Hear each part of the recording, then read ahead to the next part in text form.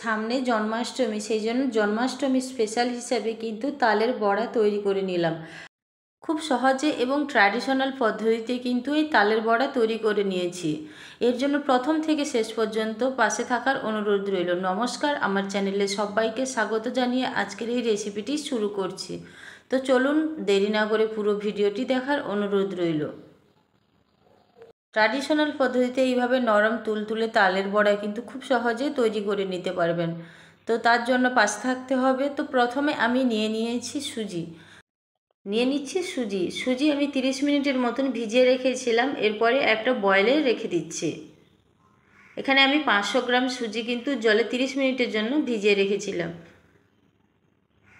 সুজি ভিজিয়ে তারপরে তালের বড়া বানালে কিন্তু খেতে খুব ভালো লাগে এবং সুজিগুলো কিন্তু খুব নরমও হয়ে যায়। তো সুজিগুলো দেখুন দিয়ে দিয়েছি। এরপরে দিয়ে দিচ্ছি তালের পাল্প প্রথম থেকে বার করে নিয়েছি, আর এখানে তালের পাল্প দিয়ে দিচ্ছি সুজির উপরে। এখানে কিন্তু সুজি আর জল সমপরিমাণে দিয়ে কিন্তু ভিজিয়ে রাখতে হবে। এবার দিয়ে দিচ্ছি স্বাদ মতো লবণ, দিয়ে দিচ্ছি পরিমাণ মতো কালো জিরে, দিয়ে দিচ্ছি পরিমাণ মতো চিনি, দিয়ে দিচ্ছি বেকিং সোডা। সমস্ত উপকরণ ভালোভাবে কিন্তু মিশিয়ে নিতে হবে। 5 থেকে 10 মিনিট ধরে ভালো করে কিন্তু মিশিয়ে নেব।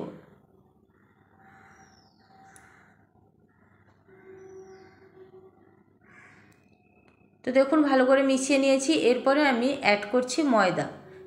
এখানে আমি অল্প পরিমাণে ময়দা অ্যাড করে রেখে দেবো 20 থেকে 30 মিনিটের জন্য। এরপর ভালোভাবে ব্যাটারটা আবারও ফাটিয়ে কিন্তু এবার তেল গরম হয়ে যাওয়ার পর এইবার গোল গোল করে কিন্তু তালের বড়ার শেপ দিয়ে কিন্তু দিয়ে দিচ্ছি তেলের মধ্যে। এখানে অবশ্যই কিন্তু ব্যাটারটা ঠিকঠাক করে রাখতে হবে, না হলে কিন্তু বেশি নরম হয়ে গেলে বড়াগুলো কিন্তু ভালোভাবে তৈরি হবে না। সেই জন্য আগেই কিন্তু এই তালের ব্যাটারটা কিন্তু খুব সুন্দর করে তৈরি করে নিতে হবে। আর এই বড়ার ব্যাটারটা অবশ্যই কিন্তু ভালো করে ব্যাটারটা তৈরি করে নিতে হবে। তো তালের বড়াগুলো দেওয়ার পর কিন্তু তেলে ভালোভাবে উল্টে পাল্টে কিন্তু লাল লাল করে ভেজে নেব। তো দেখুন লাল লাল করে ভেজে নিয়েছি আমি। এবার তুলে নিচ্ছি একটা ছাঁকনির সাহায্যে। এরপরে একই প্রসেসে আমি আবারও কিন্তু তালের বড়াগুলো তৈরি করে নেব।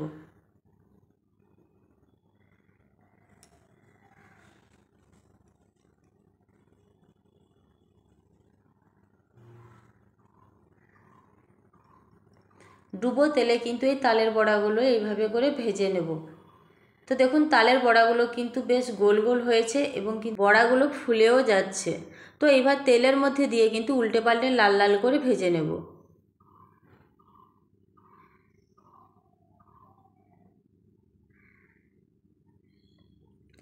একইভাবে সমস্ত তালের বড়াগুলো কিন্তু তৈরি করে নেব। তৈরি হয়ে গেল ট্র্যাডিশনাল পদ্ধতিতে কিন্তু তালের বড়া। আর খুব সহজ পদ্ধতিতে কিন্তু এইভাবে তালের বড়া আপনারা বাড়িতে তৈরি করে নিতে পারেন। সামনে যেহেতু জন্মাষ্টমী স্পেশাল হিসাবে কিন্তু এই তালের বড়া আপনারা তৈরি করে নিতে পারেন। তো আমার এই রেসিপিটি আপনাদের কাছে কেমন লাগলো অবশ্যই কমেন্ট করে জানাবেন। আজকের এই পর্যন্ত। সবাই ভালো থাকবেন, সুস্থ থাকবেন। ধন্যবাদ।